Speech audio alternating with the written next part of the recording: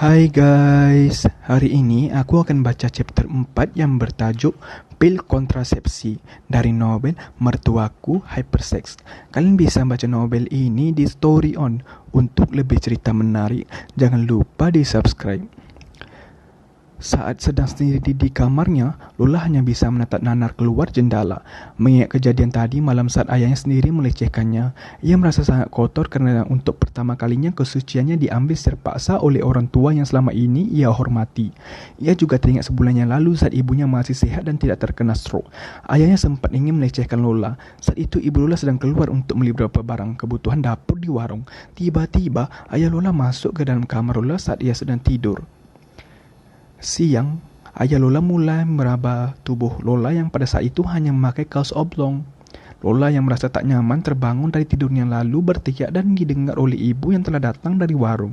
Ibu Lola kemudian menghampiri Lola yang sedang menangis sesegukan di bawah tubuh ayahnya, sedangkan ayahnya berusaha membuka pakaian Lola secara paksa. Ibu Lola segera menendang Wijaya suaminya agar melepas genggamannya pada Lola hingga ia jatuh tersungkur dari tempat tidur. Ibu Lola dan Lola saling berpelukan, sedangkan Wijaya dengan wajah marah menjambak rambut istrinya lalu menamparnya. Kejadian itu masih terngiang di ingatan Lola hingga saat ini. Dari kejadian itu, Ibu Lola terkena serangan stroke dan tidak bisa apa-apa. Dan semenjak kejadian itu pula Lola selalu mengurung diri di dalam kamar. Tak lupa ia selalu mengunci kamarnya agar sang ayah tak bisa masuk ke kamarnya.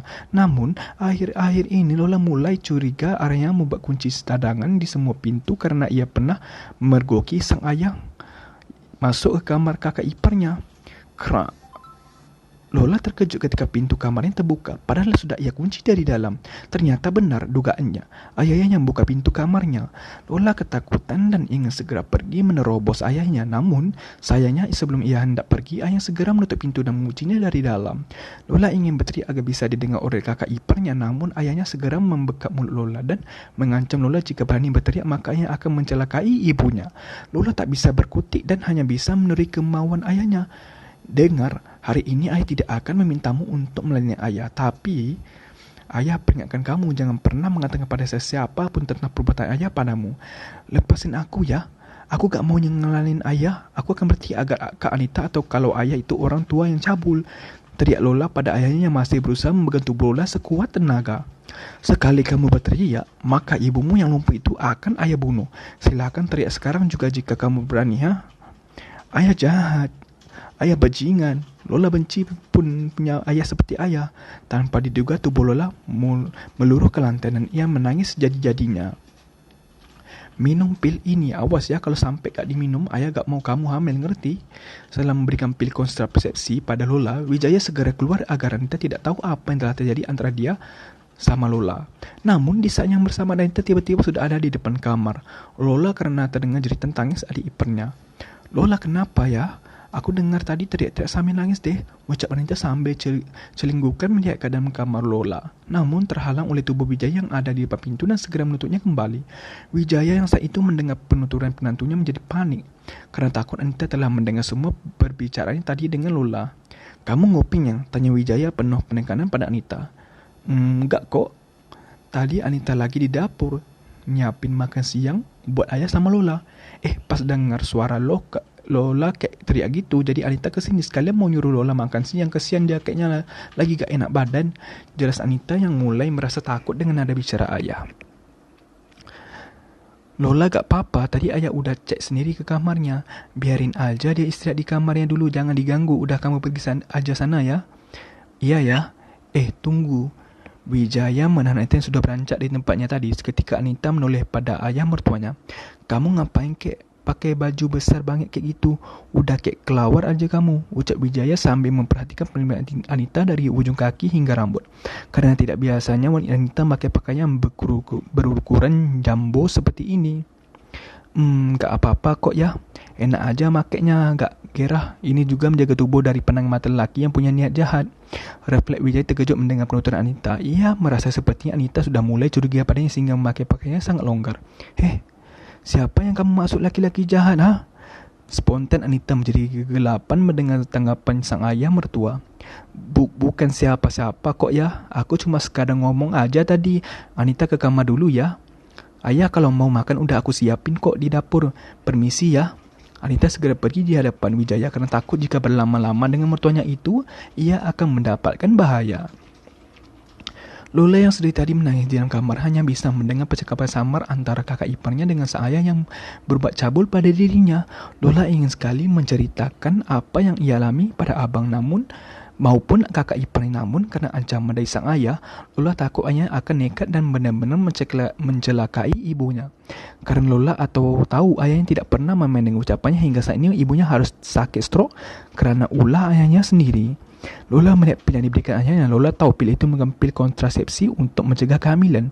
Segera ia raih dan meminum beberapa pil sekaligus. Karena Lola pun takut jika nantinya dia hamil, apalagi harus mengandung anak ayahnya sendiri. Ingin rasanya Lola mati saja daripada harus menjadi budak nafsu sang ayah. Tapi jika Lola mati, ia merasakan tak tega jika harus meninggalkan ibunya yang sudah tak berdaya itu, apalagi pada laki bejat seperti ayahnya. Selama ini Lola hanya dekat dengan ibunya dan hanya ibunya lah yang selalu mengerti keadaan Lola. Semenjak abangnya menikah, hubungan Lola dengan abangnya sedikit renggang karena Lola merasa abangnya lebih memprioritaskan istrinya Anita daripada Lola. Oleh sebab itulah Lola menjadi sedikit tidak suka dengan Anita, walaupun pada kenyataannya Anita adalah kakak ipar yang baik. Tok tok tok. Di tengah lamunannya, Lola dikagetkan dengan suara ketukan pintu dari luar kamarnya.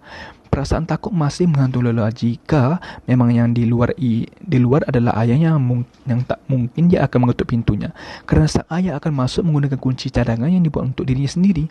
Lola segera bangun dari duduknya merapikan pil yang ayahnya berikan dan diletakkan di meja riasnya.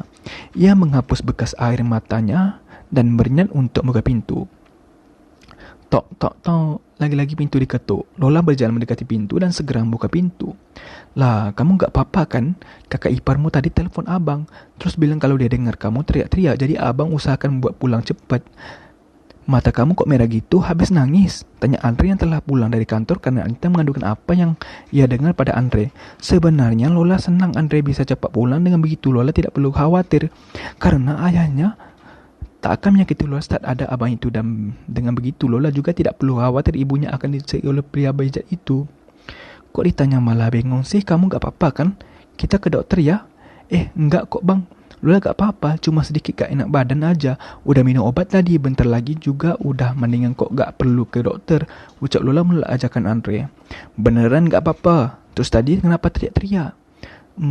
Gak apa-apa kok bang, kepala aku sakit, gak kuat nahannya. Tapi setelah minum obat, sekarang udah enggak sakit kok.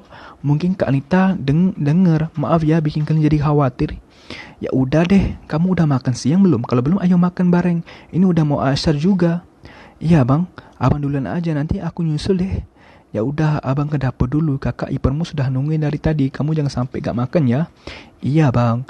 Andre lalu meninggalkan Lola yang masih berdiri di ambang pintu kamarnya. Lola merasa lelah dengan keadaannya saat ini. Jangankan untuk makan, dia sudah benar-benar tak peduli dengan hidupnya lagi. Tapi ia berpikir ia tidak bisa terus-terusan seperti ini jika setiap hari selalu mengurung diri di kamar. Ayahnya akan memiliki waktu luang yang banyak untuk melecehkan Lola.